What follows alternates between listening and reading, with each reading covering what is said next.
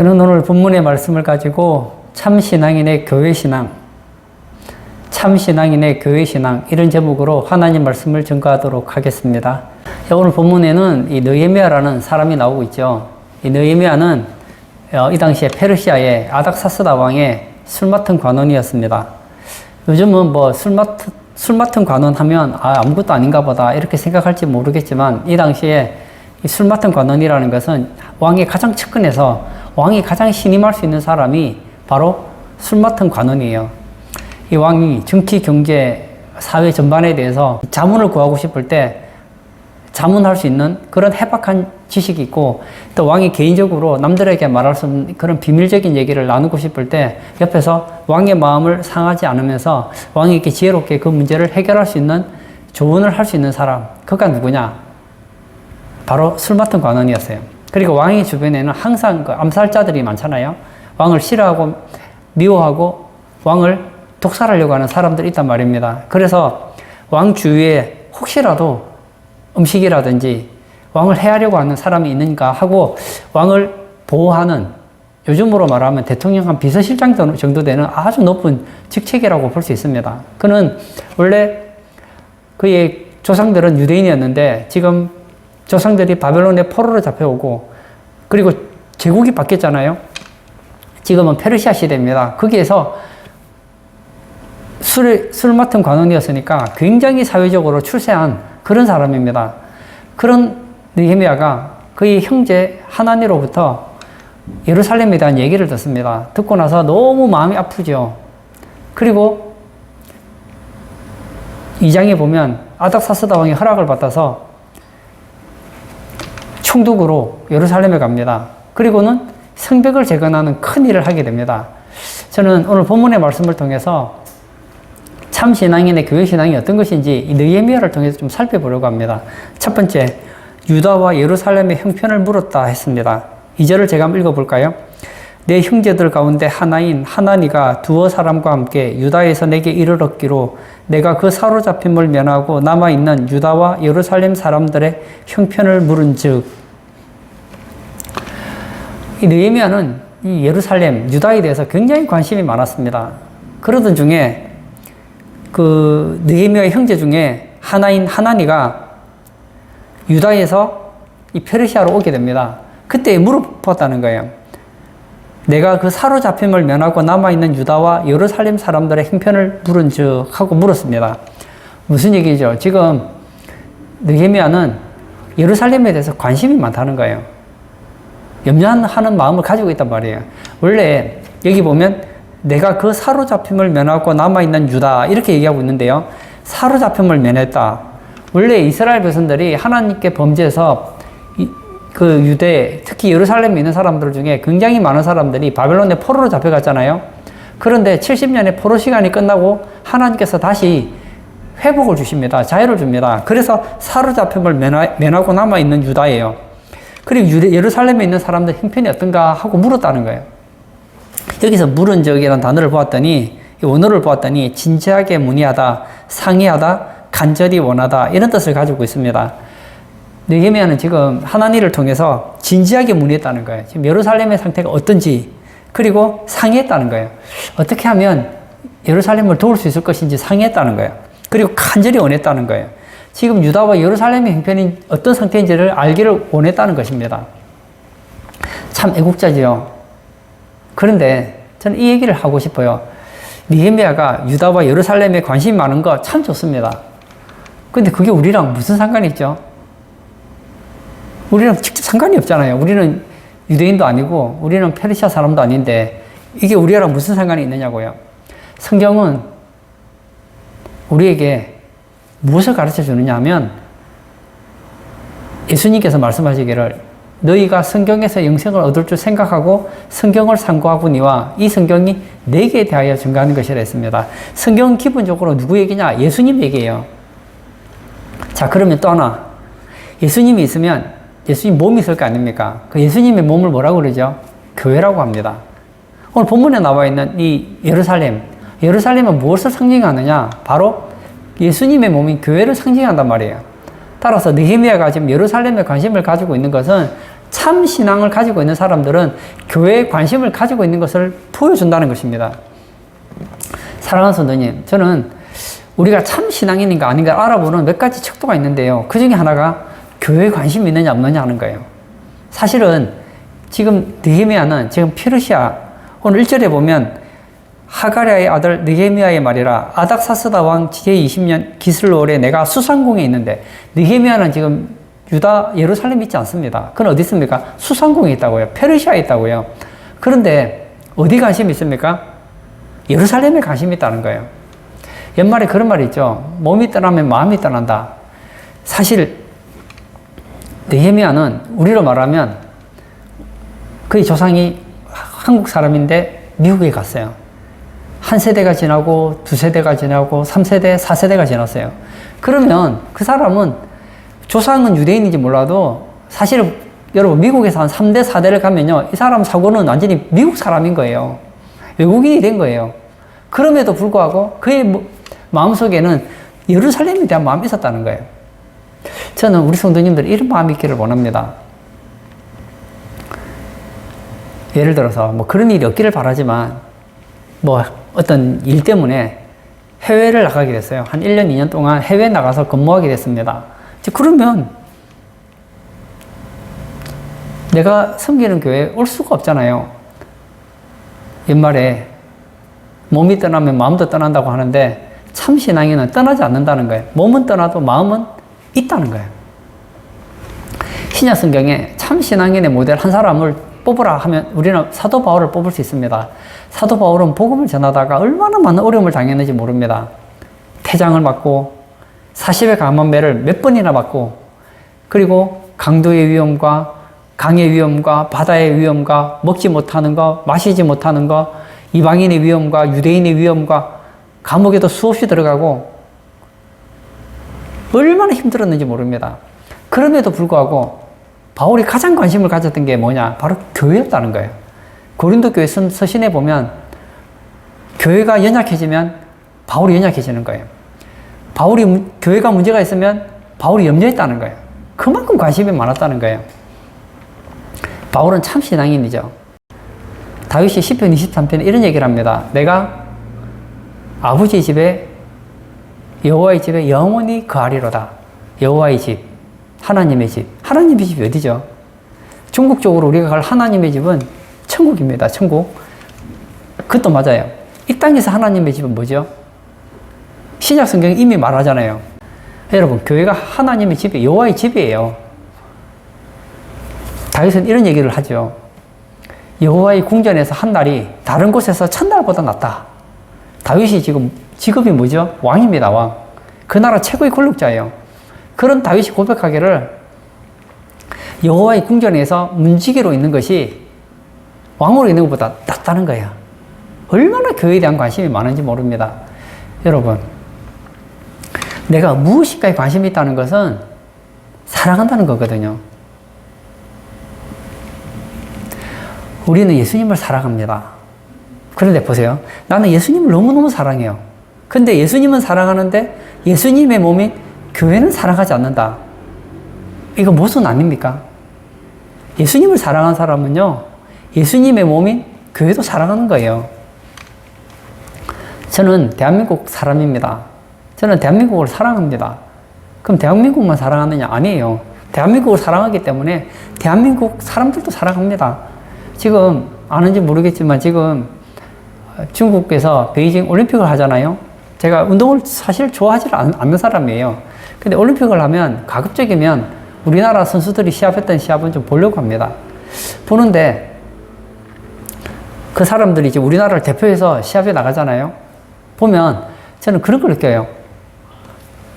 이번에도 쇼트트랙을 하다가 선수들이 넘어졌어요. 제가 넘어진 것도 아닌데 넘어졌는데 제 마음이 아프더라고요. 어떤 선수는 넘어졌는데 스케이트 날에 손이 베었어요. 그래서 뭐 몇 바늘 깊기도 하고 그걸 보는데 내가 너무 안타깝더라고요. 이번에 그 피겨 스케이트에 유영이라는 선수가 아주 잘하더라고요. 전 국가대표였던 김연아 선수가 평하기를 내 나이 또래에 자기보다 지금 실력이 더 좋다고 하는 그런 유형, 19살밖에 안 된 국가대표가 이번에 하는데 너무 잘하더라고, 제가 봤더니. 그래서, 아이고, 참 잘하는구나 생각했는데, 갑자기 신문기사가 떠서 한번 봤더니, 사진이 나온 거예요. 봤더니, 발등이 다 까져 있는 거예요. 까진 게 아니죠. 완전히, 막 살점이 떨어져 나갔다고 해야 될까요? 그 기사를 봤더니, 그 침을 맞고 있는 장면이었는데, 제가 그 장면을 봤더니, 뭐라고 되어 있냐면, 발이 너무 아파서, 스케이트 신을 신을 수 없을 다리라는 거예요. 그 몸을 가지고 올림픽에 나가서 시합을 했다는 거예요. 보는데 너무 안쓰럽고 그렇더라고요. 교회도 마찬가지예요. 예수님을 사랑하는 사람은 예수님의 몸인 교회에 관심이 있고, 교회에 관심이 많은 사람들은 교회에 보면 신앙생활을 잘하는 사람도 있고 신앙생활을 못하는 사람도 있잖아요. 그 신앙생활을 못하는 사람들을 보고 손가락질하지 않습니다. 보면 어떤 생각이 들죠? 힘든 거예요.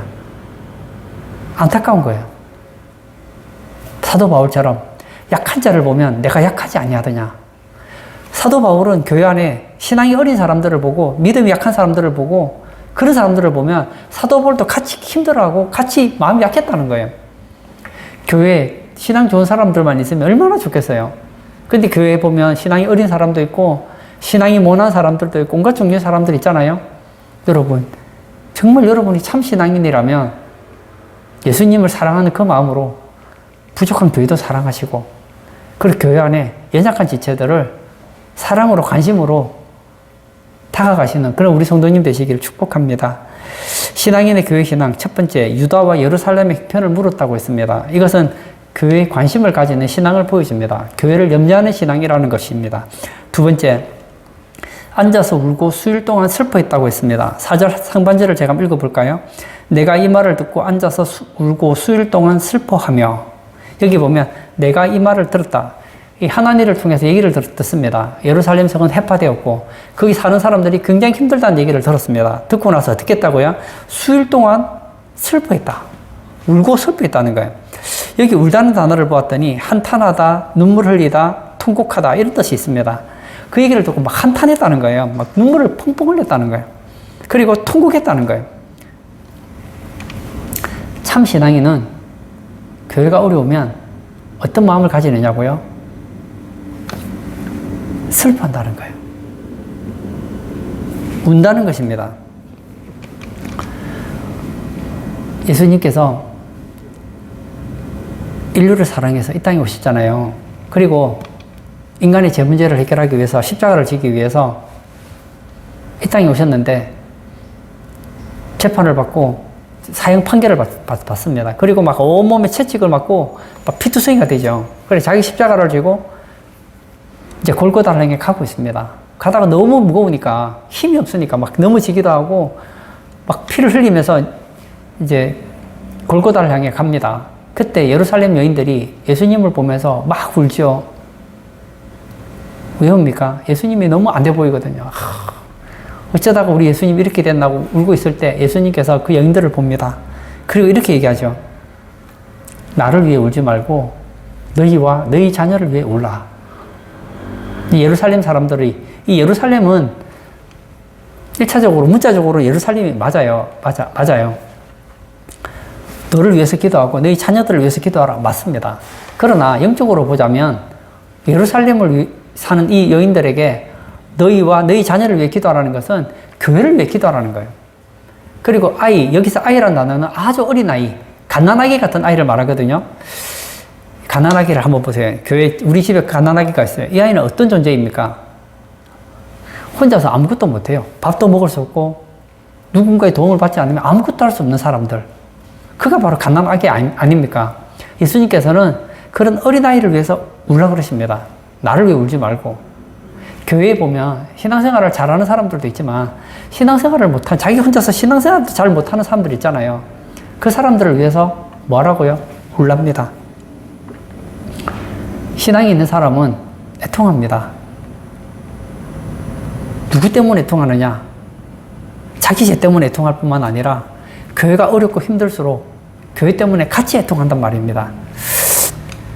데이빗 윌커슨이라는 목사님께서 굉장히 복음적인 목사님이셨는데 몇 년 전에 돌아가셨어요. 이분이 비통함을 구하는 선포 이런 제목에서 교회에 대해서 도전을 던집니다. 이 느헤미야 시대 때 하나님께서는 느헤미야를 통해서 예루살렘 성벽을 재건하는데 왜 하나님께서는 느헤미야를 통해서 예루살렘 성벽을 재건하는데 사용하셨느냐. 거기에 대해서 데이비드 윌커슨 목사님께서 이런 얘기를 하세요. 그 이유는 느헤미야에게는 다른 사람이 없는 애통함이 있었다. 비통함이 있었다는 거예요. 하나님 누구를 쓰십니까?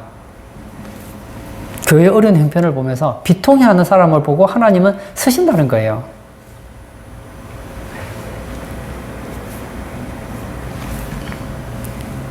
우리 현실적인 얘기 한번 해볼까요? 어떤 사람이 내가 예를 들어 일단 결혼했어요. 자, 결혼했는데 누군가가 제게 와서 제 아내 욕을 막 하는 거예요. 그래서 제가 맞아요 맞장구 치고 제 자식을 막 욕을 해요. 맞아요 신나게 막 같이 욕을 해요. 내 자녀를 욕을 해요. 막 신나서 욕을 해요.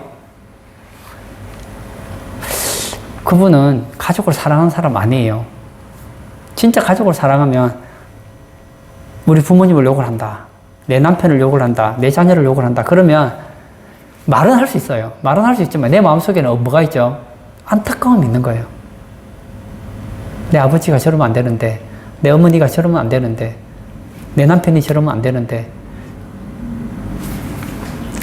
저도 뭐 그런 얘기를 별로 듣지는 않았지만 제 아내에 대해서 뭐 나쁜 얘기를 누가 하면 앞에서는 말을 하지 않는데 굉장히 기분이 나쁘더라고요.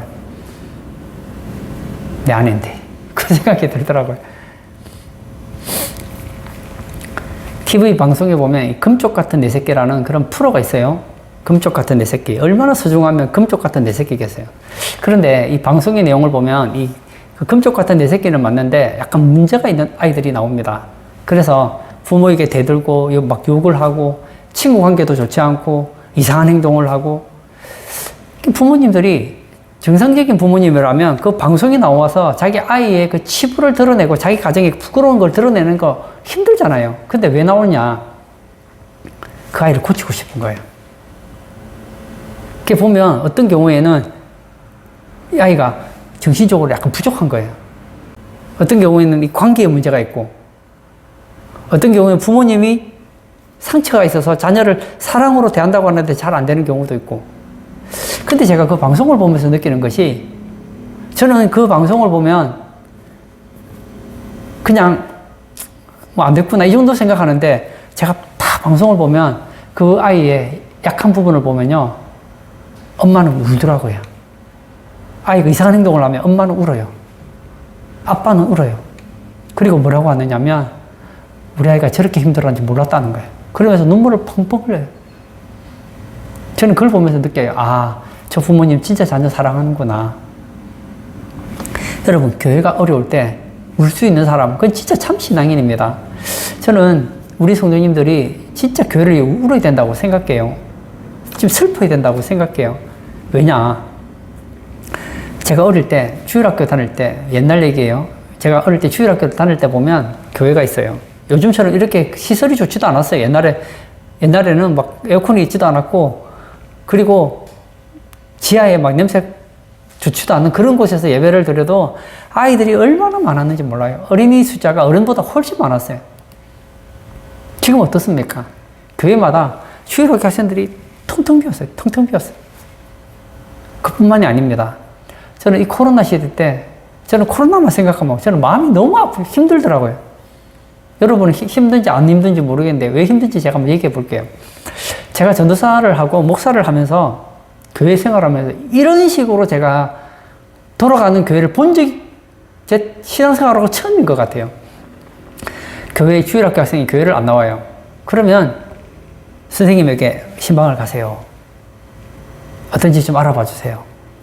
그리고 토요일 되면 제가 또 그 아이 집에 신방을 가서 제가 이런 얘기를 해요. 누구누구야.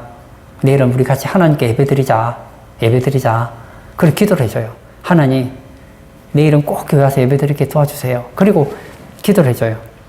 또 교회 다니는 성도님이 뭐 시험이 들었는지 어쨌는지 교회를 안 나와요. 그러면 또 찾아가죠. 가서 우리가 이제 신방대원이 가서 성도님 이번 주에는 꼭 교회 오시기 바랍니다. 우리가 기도하겠습니다. 힘내세요. 하나님이 도와주십니다. 우리 같이 하나님께 기도로 나가요. 예배 같이 드려요. 이렇게 한단 말이에요. 요즘은 세상이 바뀌었어요. 교인이 교회 나오고 싶은데 교회에서 전화를 해요. 성도님, 이번 주는 우리 교회 코로나 걸렸으니까 우리 교회 나오지 마세요. 우리 교회는 지금 30%밖에 나올 수 없으니까 우리 교회 70%는 교회 오면 안 됩니다. 그냥 집에서 인터넷으로 예배 드리세요. 교회 오겠다는데도 못 나오게 되는 이런 상황 말입니다. 여러분 이상하지 않아요?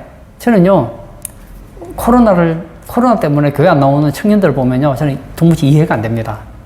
코로나 때문에 예배를 못 드리겠다는 분들을 보면요, 솔직히 저는 이해가 안 됩니다. 왜 이해가 안 되냐고요? 예배 시간에 다 마스크 쓰고 예배 드리잖아요. 그 예배 드리는 시간이 몇 시간 되지도 않잖아요. 기껏 해봤자 1시간, 1시간 반, 그거밖에 안 되잖아요.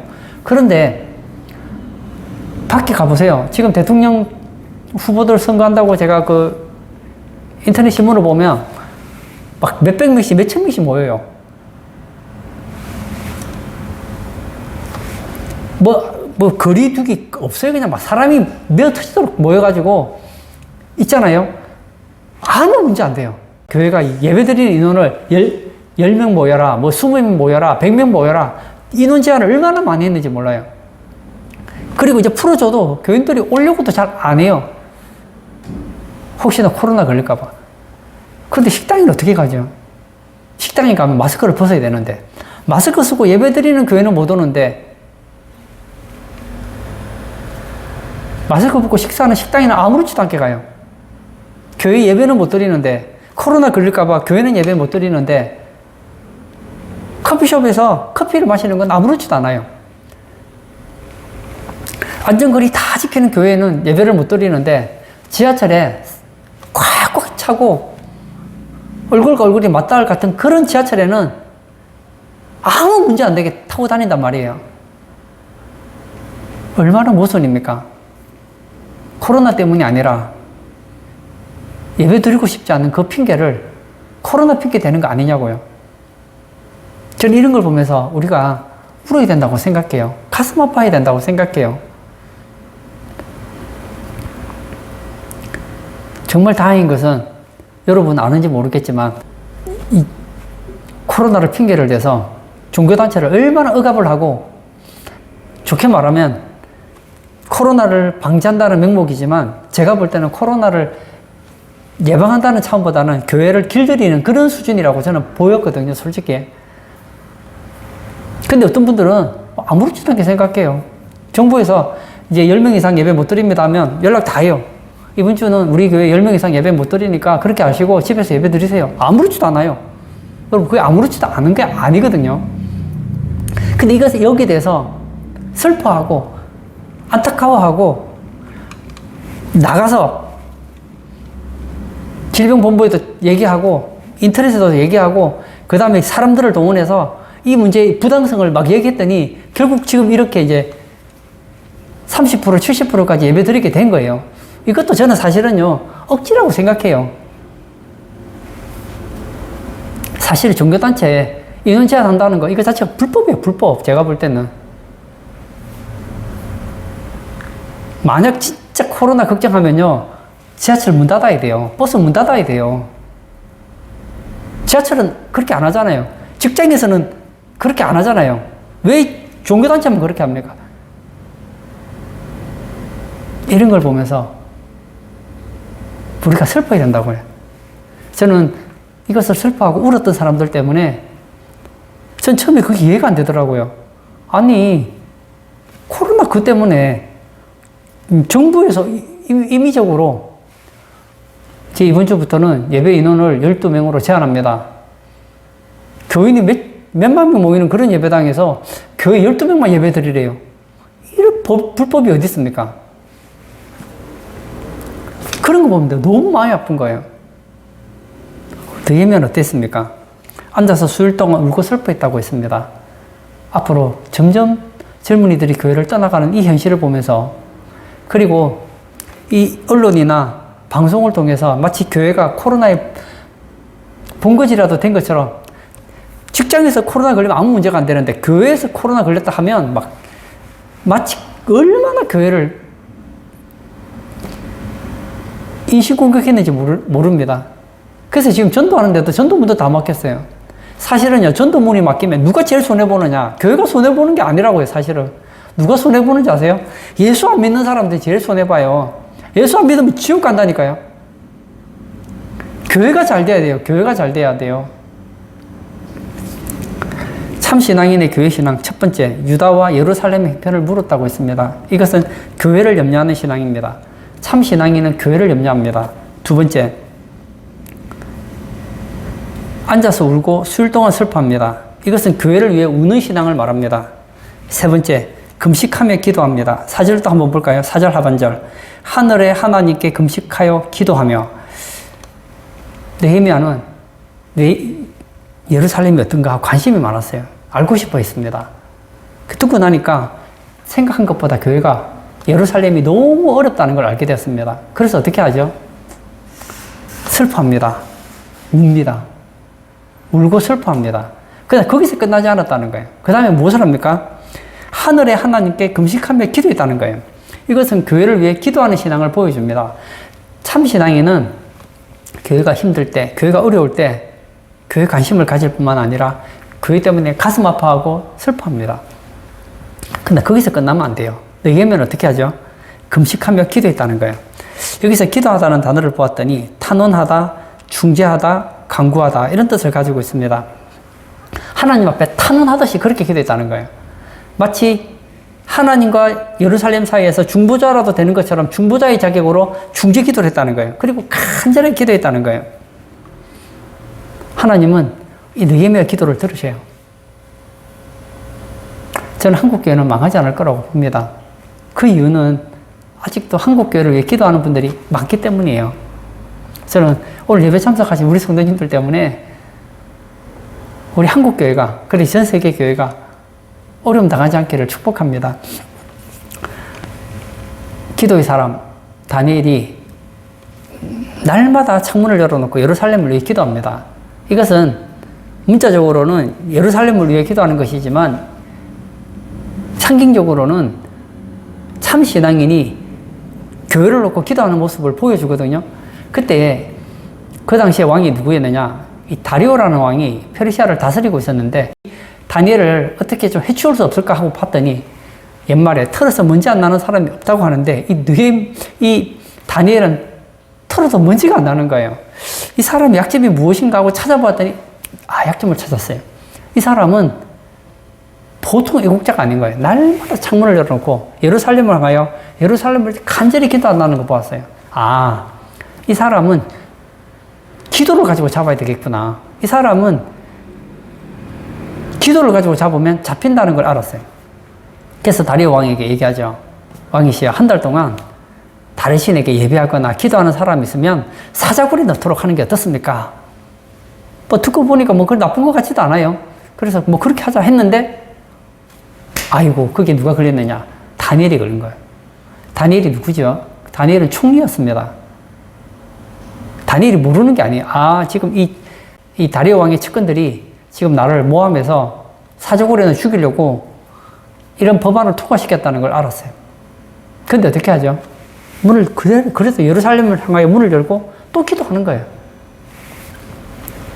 죽을 각오하고 기도하는 거예요. 다니엘의 신은 어떤 신앙이냐? 오늘날 우리에게 적용하면 교회를 위해 기도하다가 죽어도 된다. 그런 신앙을 가지고 있었단 말이에요. 근데 하나님께서 또 도와주셨잖아요. 그래서 다니엘이 죽지 않고 오히려 살아나게 되는 역사가 일어납니다. 저는 우리 성도님들에게 교회를 위해서 해야 될 게 참 많다고 생각해요.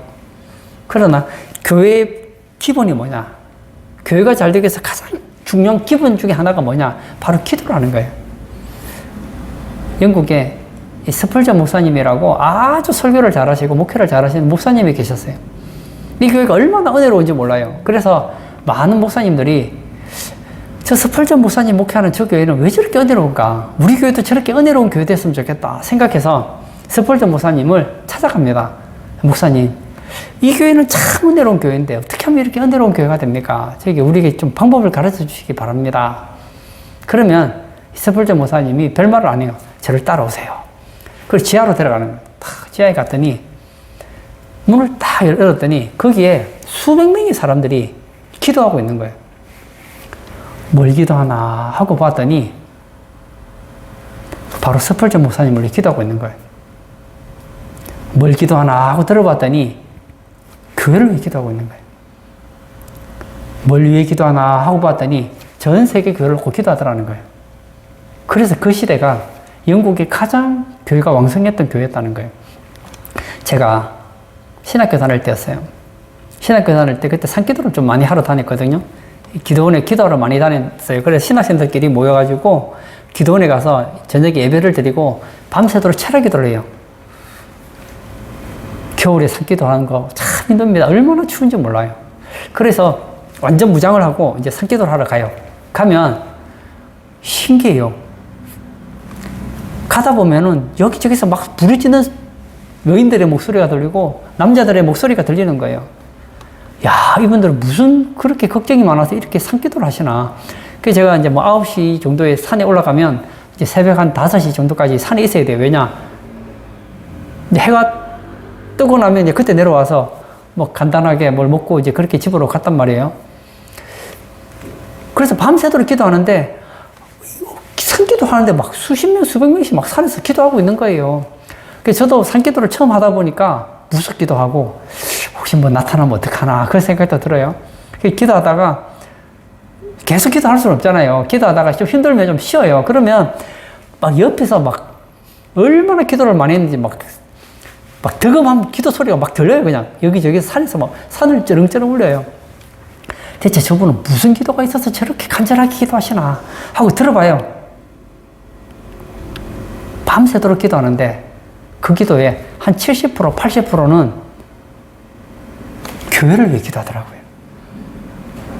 그때 제가 알았어요. 아, 우리나라가 이렇게 부흥했던 그 배경에는 저렇게 산기도하면서 난 교회를 위해 기도하는 저런 분들 때문에 교회가 잘 됐구나. 근데 오늘날 교회가 참 어렵대요.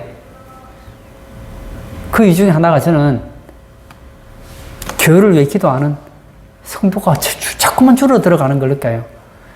제가 우리나라에서 가장 큰 기도원이라고 하는 한 기도원에 제가 한 주간 동안 전에 기도하러 간 적이 있었어요. 그 교회가 기도원이 어떤 교회냐. 한때는 그 예배당이 5,000명이 모여서 예배드리는 예배당이고, 제가 옛날에 그 책을 봤더니 막 산마다 기도하는 사람들이 가득하더라는 거예요. 그래서 제가 나도 거기서 기도의 맥을 좀 잡아보려고 기도 같이 뜨겁게 하는 분들하고 같이 기도하면 기도가 잘 되겠구나 생각하고 이제 갔어요. 가서 예배 시간에 예배에 참석했더니 그 5,000명 모인다는 그 예배당에 예배를 드리는데 100명도 없는 거예요. 옛날에는 꽉꽉 찼었다고 하는데, 안타깝다. 그래. 그러면 그리고 이제 예배를 마치고 이제 기도굴로 갔어요. 기도굴. 그 기도굴에 열쇠를 받아서 갔더니 그 기도굴에 기도하는 사람이 한 사람이더라고요. 혹시 누군지 아시나요? 저예요, 저밖에 없는 거예요. 거기서 기도하는데 춥기도 하고 맨발로 방에 들어가서 기도굴에 들어가서 기도하는데 기도 소리가 하나도 안 들리는 거예요. 너무 춥기도 하고 기도굴이라서 그런지 너무 춥더라고요. 안 되겠다. 산에 가서 기도해야겠다. 산기도를 또 하러 갔어요. 산기도 하러 갔더니 산기도는 좀 사람이 있더라고요. 두 사람. 그래서 제가 올라갈 때 두 분이 기도하고 계시더라고요. 여기 입구에 한 명 있고 중턱에 있고 제가 꼭대기에서 기도했거든요. 그 기도 한 2-3시간 기도하고 내려왔더니 아무도 없는 거예요. 물론 제가 없을 때 기도했겠죠. 제가 보면 느낀 게 기도하는 사람이 많이 줄었구나. 내가 그걸 느낄 수 있었어요. 사랑하는 성도님, 느헤미야는 어떤 사람이었느냐? 그런 기도의 사람이었습니다. 그는 예루살렘이 황폐하고 예루살렘 거민들이 어려움 당한다는 얘기를 듣고 하늘의 하나님께 기도했습니다. 그랬더니 하나님께서는 은혜를 베풀어 주셔서 느헤미야로 하여금 예루살렘의 총독이 되도록 아닥사스다의 왕의 마음을 바꾸십니다. 그래서 성벽을 재건하는데 52일 만에 성벽을 재건해요. 저는 한국교회의 미래를 예측할 수 있습니다. 느헤미야 같은 사람이 많으면 한국교회는 일어날 거예요. 그러나 느헤미야처럼 기도하는 사람이 없다면 우리나라는 참 어려울 것 같아요. 오늘 예배 참석하신 사랑하는 성도님, 저는 참 신앙인의 교회 신앙에 대해서 제가 3가지 얘기를 했습니다. 참 신앙을 가진 사람은 어떤 특징을 가지고 있습니까? 첫 번째, 교회 관심이 많아요. 두 번째, 교회가 어려울 때 같이 슬퍼합니다. 세 번째, 기도한다는 거예요. 저는 우리 성도님들이 지금도 교회를 사랑하시고 교회 관심이 많겠지만 더욱 교회를 사랑하시고, 교회가 예수님의 몸이잖아요. 하나님의 집 아닙니까? 교회를 더 사랑하시고, 교회가 어려울 때 교회를 떠나가지 마시고, 교회가 잘못될 때 교회를 욕하지 마시고, 그 교회의 아픔을 여러분의 아픔으로 가지고 바울처럼 교회가 연약할 때 나도 연약하고, 교회가 힘들 때 나도 힘들고, 뿐만 아니라 느헤미야처럼 예루살렘을 위해서 기도하는 것처럼 정말 교회를 위해서 기도하시는 그런 참 신앙인 되시기를 주의 이름으로 축복합니다. 아멘. 이 시간 한번 같이 기도하기를 원합니다. 사랑하는 성도님, 여러분들은 교회를 위해서 얼마나 기도하십니까? 지금 한국교회의 미래를 보시면서, 지금 한국교회에 처한 이 현실을 보면서 얼마나 가슴 아파하십니까? 느헤미야처럼 하나님, 제게 교회에 대한 사랑이 불타게 해주세요. 교회의 어려움을 나의 어려움으로 알고, 교회가 힘들 때 교회를 위해 기도하는 참 신앙인이 되게 해달라고 우리 다 같이 기도하시고 자유롭게 개인 기도하도록 하겠습니다.